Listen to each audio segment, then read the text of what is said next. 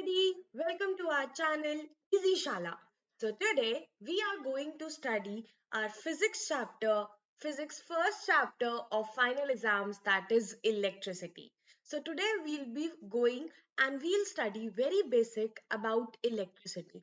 So we'll be only studying what is electricity, what do we mean by charges, and then we'll study about what do we mean by current. So let's start from very basic. Actually, first, I'll give you a recall of all the concepts that you have already studied in your previous classes and then we'll go further.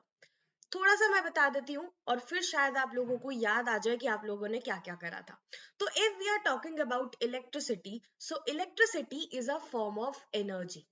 वैसे आप लोगों ने 9th class में भी पढ़ा था और आप लोग अपनी पहली वाली 8th में 7th में 6th क्लास से यही पढ़ते आ रहे हो. What do we mean by work, what do we mean by energy. तो अगर हम एनर्जी की बात करें तो याद दिलाने के लिए हमने क्या पढ़ा था कि एनर्जी क्या होता है. It is the capacity to do work. अगर एनर्जी का मतलब ये है कैपेसिटी टू डू वर्क, तो यहाँ पर वर्क क्या हो रहा है. इसका मतलब कोई चीज तो काम भी करनी चाहिए. और अगर हम काम की बात करते हैं और फिर एनर्जी की बात करते हैं, इसका मतलब हमें पावर की भी बात करनी पड़ेगी. यस. हाँ. तो इस वाले चैप्टर में 10th क्लास में we will study that why there is electricity. Basically बोलूं तो यहाँ पर हम एक इलेक्ट्रिसिटी का फॉर्म पढ़ेंगे जिसको हम बोलते हैं करंट इलेक्ट्रिसिटी. इसके बारे में अभी हम बात करेंगे जब हम थोड़ा सा और आगे टॉपिक्स के लिए बढ़ेंगे. बट कुछ भी काम करते हैं, एनीथिंग, जैसे अगर हम वर्क भी कर रहे हैं तो आप लोगों को पता है कि the only process responsible for it is Newton's third law. या अगर बोलूं वहां पर एनर्जी कौन सी आती है, तो that comes into play because of friction. अगर आप चलते हो तो आप रोड के सरफेसेस से कांटेक्ट में आते हो, इसलिए वहां पर फ्रिक्शन जनरेट होता है. तो यहाँ पर there are some small small electrons present that are running, and because of that friction is generated. देख लेते हैं ना इलेक्ट्रॉन्स का क्या है. जब हम 6 से 8 क्लास में थे तो हमने इलेक्ट्रिसिटी के बारे में ज्यादा नहीं पढ़ा. हमने कुछ बेसिक बेसिक चीजें देखी थी कि like if to recall. So मैंने एक छोटा सा क्वेश्चन लिखा है, a substance which allows electricity to pass through it. तो आपको कमेंट सेक्शन में मुझे बताना है, is it conductor, is it an insulator, semiconductor या सुपर कंडक्टर. हाँ, सबको याद आ रहा है कि इट इज अ कंडक्टर. यहाँ पर कंडक्टर है, यस. बट अब क्या समझेंगे कि वाई कंडक्टर, या कंडक्टर के पास ऐसा क्या है जिसके वजह से वो इलेक्ट्रिसिटी या करंट को अपने थ्रू पास होने देता है. कुछ एग्जांपल्स देखते हैं कंडक्टर के. मैंने कुछ एग्जांपल्स लिख रखे हैं, आप मुझे बताओ what can be the right answer. Again you have to give the answer in the chat box. Is it a tap water, is it a salt solution या मेटल वायर. जो मुझे सबसे ज्यादा आंसर दिखाई दे रहे हैं चैट्स में, that is the metal wire. But नहीं, metal wire is not the right answer. The right answer is all of this. अब समझने वाली बात ये रहेगी कि टैप वाटर और सॉल्ट सोल्यूशन कंडक्टर्स कैसे, राइट. सो उसी को हम समझेंगे कि जब भी हम किसी भी इलेक्ट्रिसिटी की बात करते हैं, so the main thing responsible is charges. Charges responsible होते हैं और चार्जेस के वजह से ही दो टाइप की इलेक्ट्रिसिटी होती है, स्टैटिक और current. If I go by the literal meaning of static, static means when anything is at rest. अगर कोई भी चीज रेस्ट पर है मतलब वो मूव नहीं कर रही, इसका वेलोसिटी जीरो हो गया. जो चीज मूव ही नहीं कर रही, फिर वो इलेक्ट्रिसिटी कैसे जनरेट कर रहा है. मैं इसको एक छोटे से एग्जांपल से समझाती हूँ. एक्टिविटी बोल सकते हैं आप. बचपन में कई बार बच्चे मैजिक करके करते हैं कि वो एक स्केल लेते हैं, they actually rub it on their head और फिर वो उससे पेपर अट्रैक्ट करते हैं, हो जाता है. पर अगर मैं नॉर्मली अपने किसी भी प्लास्टिक स्केल को ऐसे टच करूं तो क्या मुझे करंट लगता है? नहीं. तो फिर उसमें से इतना अट्रैक्शन पावर कहां से आया? क्योंकि अगर हम स्केल को देखें तो इसमें एक्चुअली चार्जेस ना इक्वली डिस्ट्रीब्यूटेड थे. जब चार्जेस इक्वली डिस्ट्रीब्यूटेड थे तो आपको करंट नहीं लग रहा था, पर जब हमने रब करा तो रब करने से क्या हुआ? रब करने से फ्रिक्शन जनरेट हुआ। जब रब करने से फ्रिक्शन जनरेट हुआ तो चार्जेस एक तरफ एक्यूमुलेट हो गए। That's why I have written here charges are develop. तो एक तरफ हमारे पॉजिटिव और एक तरफ हमारे नेगेटिव डेवलप हो गए। इसके वजह से टेम्पररी बेसिस के लिए अट्रैक्शन हुआ, राइट? पर हम स्टैटिक इलेक्ट्रिसिटी इतना नहीं पढ़ेंगे। What we will be going to study is the current electricity. मतलब हम ये देखेंगे कि हमारे हाउस होल्ड में जितना भी इलेक्ट्रिक कंट्रोल चलता है वो चलता है करंट इलेक्ट्रिसिटी के वजह से। तो अगर यहाँ पर चार्जेस मूव नहीं कर रहे तो डेफिनेटली यहाँ पर मूव कर रहे हैं। तो यहाँ पर कौन मूव कर रहा है? चार्जेस। चार्जेस में कौन? Positive and negative. बेसिकली हम सिर्फ बात कर रहे हैं नेगेटिव चार्जेस के बारे में, जो आप लोग अब पहले ही पढ़ चुके हो कि चार्जेस एक होते हैं इलेक्ट्रॉन्स और एक होते हैं प्रोटॉन्स। तो charges are of two types. जैसे आप यहाँ देखो, ये एक सेल है, इसमें आपको दो टाइप के सर्कल्स दिखाई दे रहे हैं, स्मॉल एंड बिग, राइट? तो take बिग्स as the positive charges and the small one as the negative charges. So whenever we are talking about electricity, it's only because of the negative charges, क्योंकि ये easily freely move करते हैं, right? तो इसका मतलब conductors के पास क्या present होगा? कंडक्टर्स के पास ये इलेक्ट्रॉन्स, फ्री इलेक्ट्रॉन्स प्रेजेंट होंगे, जो आप लोग पढ़ते हो आयंस, ठीक है?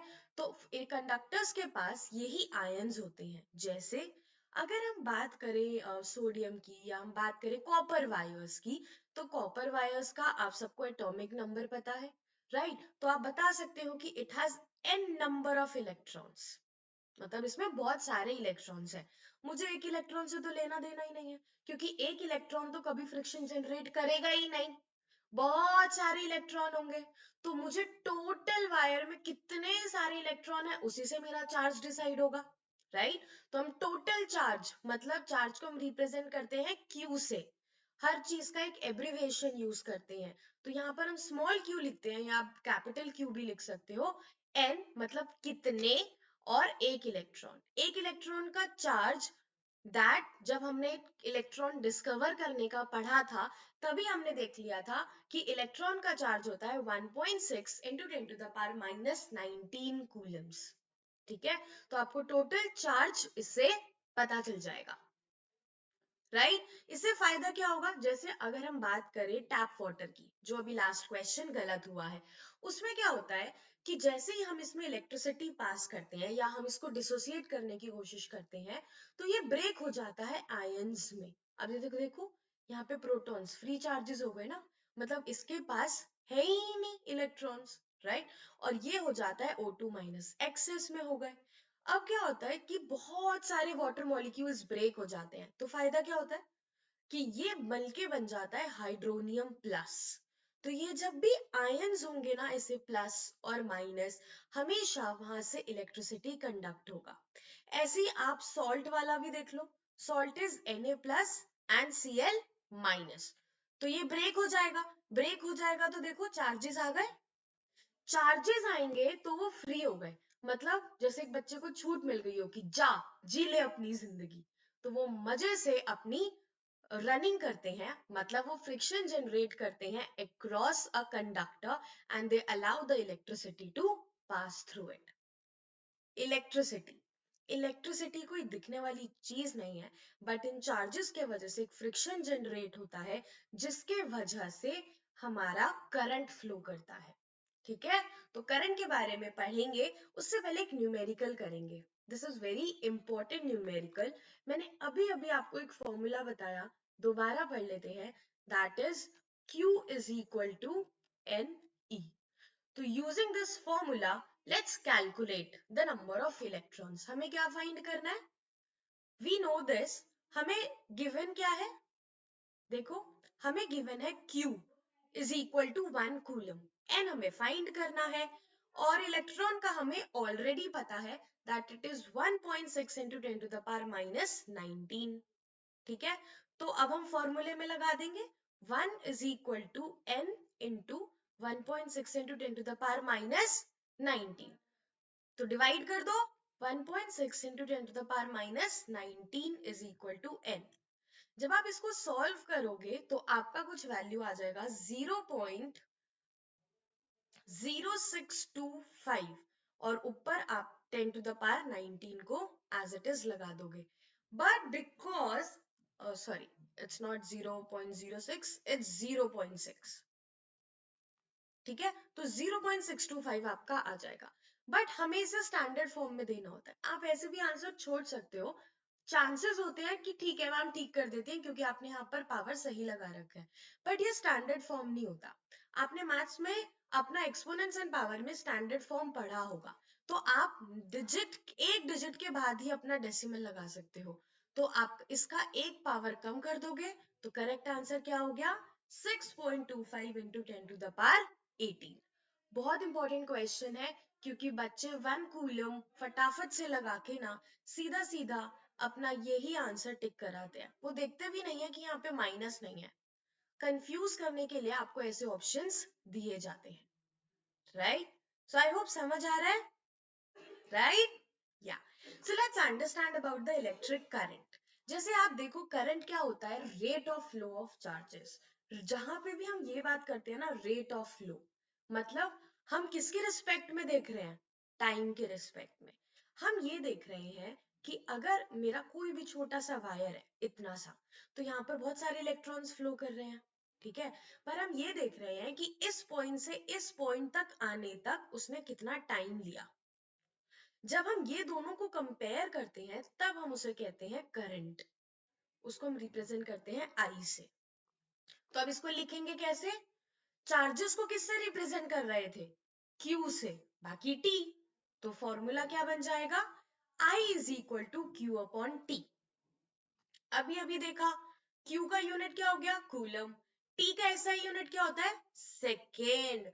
तो I का SI यूनिट, करंट का SI यूनिट होता है ampere. This is after the name of the scientist. याद रखना, कैसे अगर लिखा होता है आप लोगों की चार्जर्स पे 2 एम्पियर, तो मतलब ये इतना करंट वो सप्लाई से ड्रॉ कर रहा है, राइट? जिसके बेसिस पर आप लोग अपना एनर्जी देखते हो और आपके घर का बिल आता है। जिस तरह आपकी इलेक्ट्रिसिटी दो टाइप्स के होते हैं ना, उसी तरह आपके करंट भी दो टाइप के होते हैं। As I have told you कि करंट क्यों जा रहा है। जैसे अगर ये मेरा बैटरी है, ठीक है, और ये हमारा बल्ब है, ये उसके सिंबल्स होते हैं, ये हमारा बल्ब है, तो यहाँ से हमें पता है कि अगर हम करंट की बात करते हैं तो ये तो इलेक्ट्रॉन की वजह से ही होता है। इलेक्ट्रॉन का फ्लो होता है इसलिए तो करंट जा रहा है, ठीक है। तो इलेक्ट्रॉन करंट तो सिंपल समझ आ गया कि ये तो नेगेटिव चार्जेस का फ्लो है, और ये सही भी बात है कि जो करंट जा रहा है इजीली वो तो इलेक्ट्रॉन की वजह से जा रहा है, राइट? तो फिर कन्वेक्शनल करंट क्या होता है, कन्वेक्शनल करंट एग्जैक्टली उल्टा होता है। कन्वेक्शनल करंट कहता है कि इलेक्ट्रॉन का फ्लो देखेंगे तो वो नेगेटिव से पॉजिटिव जाता है, बट अगर हम करंट का फ्लो देखेंगे, मतलब अगर मैं बोल रही हूँ ना कि मैंने बैटरी लगाई और मैं बोलूंगी ना करंट कहाँ से जा रहा है, तो मैं बोलूंगी करंट यहाँ से जा रहा है, यहाँ से नहीं जा रहा।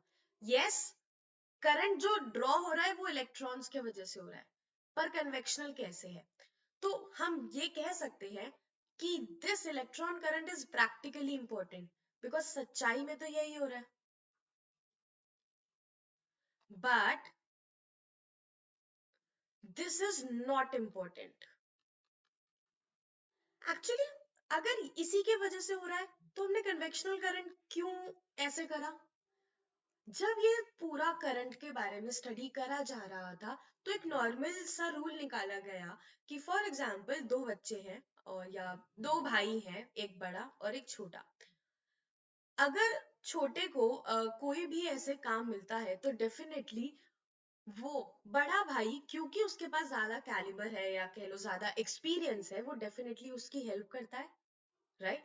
सो एक्चुअली में चार्जेस या एक्चुअली में कौन किसके पास जाता है, हमेशा बड़ा से ही छोटे की तरफ जाना जाते हैं ना, राइट? जैसे आप लोग विंड्स में पढ़ते हो ज्योग्राफी में, from high pressure to low pressure. तो सिमिलरली हम एक्चुअली में क्या करते हैं, पॉजिटिव से नेगेटिव की तरफ जा रहे हैं। ये एक्चुअल होता है जो बाकी सारे प्रोसेसेस में होता है। तो जब भी हम करंट का डायरेक्शन लेते हैं, जैसे अगर क्वेश्चन आए कि इलेक्ट्रॉन का डायरेक्शन आपका नॉर्थ टू साउथ था, तो आपको समझ जाना है कि उसके ऑपोजिट ही करंट का डायरेक्शन होगा, that is from south to north, उल्टा। ये चीज बहुत इंपॉर्टेंट आएगी जब आप मैग्नेटिज्म का चैप्टर पढ़ोगे, क्योंकि वहां पर आपको डायरेक्शन भी बहुत इंपॉर्टेंट हो जाएंगी।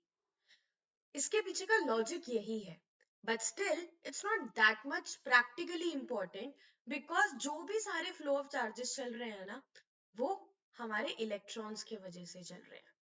तो इलेक्ट्रॉन्स के वजह से ही उसका फॉर्मूला हो गया I is equal to Q upon T. एक न्यूमेरिकल करके देखते हैं। A charge of 300 coulomb is allowed to pass for 10 minutes, तो we have to calculate the amount of electric current. Simple, what is the formula? I is equal to Q upon T. So Q is given as 300 and T is given as 10 minutes. But minute उसका unit नहीं होता, seconds होता है, तो हम उसको convert करेंगे second में। तो 10 10 10 10, तो इट्स 1/2 एम्पियर। यहाँ पर 1/2 नहीं, यहाँ पर 0.5 एम्पियर गिवन था। तो this is the answer, right? So what have we studied today? आज हमने क्या बेसिक थोड़ा सा सीखा, that what do we mean by electricity, what are the different types of charges, and how a current is drawn from a circuit, या हम कैसे current को ड्रॉ करते हैं, या करंट का एक्चुअली में मतलब क्या होता है। ठीक है? So a small question, give away question for all of you is, आपको कमेंट सेक्शन में ये बताना है कि हम करंट को मेजर किससे करते हैं। ठीक है? सो यहाँ से, और इसका आंसर मैं आपको नेक्स्ट क्लास में दूंगी, पर आई वांट कि उससे पहले ही मुझे कमेंट सेक्शन में आप सारे आंसर्स बताओ कि हम करंट को किससे मेजर करते हैं। So that's all for today. Bye bye. Subscribe our channel, and yes, you can follow our Telegram channel. You will get the link in the description box, so you will be able to see all the upcoming classes there. आपको वहाँ पे notes भी मिल जाएंगे. So that's all. Bye bye.